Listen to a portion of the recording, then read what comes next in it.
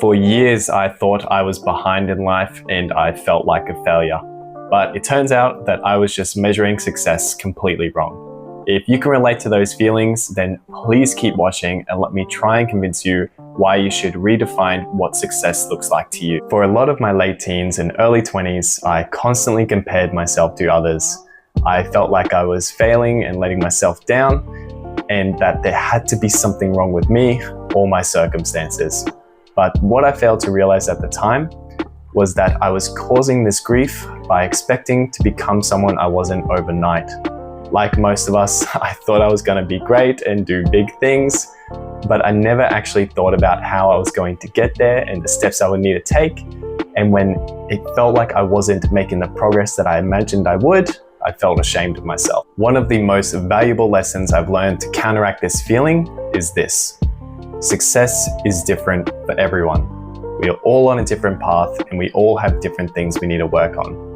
To some, it may sound obvious, but for me, truly believing this and understanding this was quite difficult. I believe instead of chasing this vague idea of success and comparing yourself to others, it's far more helpful to redefine what success looks like to you.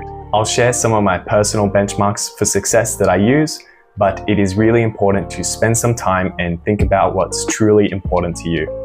So for me, how satisfied or fulfilled do I feel on a regular basis? How connected to friends and family am I? How am I making progress to becoming the person that I want to be? And am I taking the time to regularly count my blessings and express gratitude? Once you've figured out your benchmarks, it's time to set some small, achievable, and realistic goals and start building a bit of momentum.